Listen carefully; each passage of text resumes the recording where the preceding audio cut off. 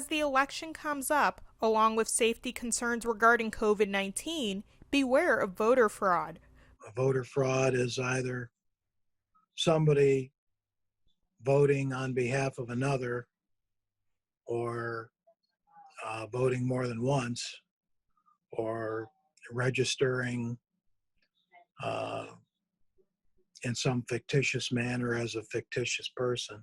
Voter fraud happens easily, especially in smaller towns, and can sometimes happen unknowingly.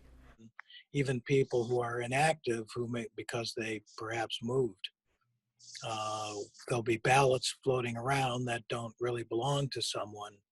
They're just kind of floating around in the mail, or they've come to a home where that person no longer lives, where someone else lives. When someone obtains secure information such as your social security number or even your driver's license, it's another outlet that can lead to voter fraud.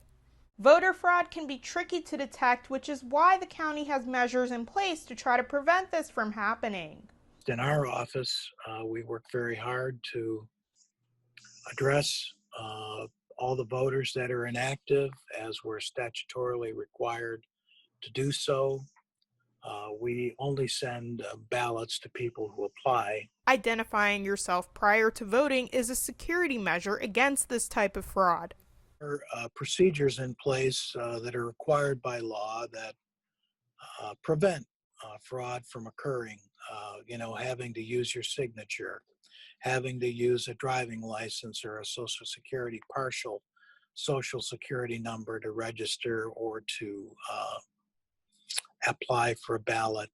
A signature goes a long way when it comes to voter fraud prevention. Signatures are kept on file to compare to past signatures. When people return a ballot to us, that's why they're asked to sign that envelope. And I know that for a lot of people who weren't used to having their signature out there, that's one of the reasons why. It's a hedge against someone trying to impersonate a voter. Physically going to the polls is another way fraud can possibly be stopped. Poll workers are your neighbors. Part of the system of having in-person voting within your neighborhood is that, in theory, the people that sit on that temporary board of elections that help you vote are your neighbors, and that everyone knows at least a little something about one another or has seen them around. It's important to be aware and contact your local elections office if you have any concerns or questions. Odessa Meredith, YourErie.com.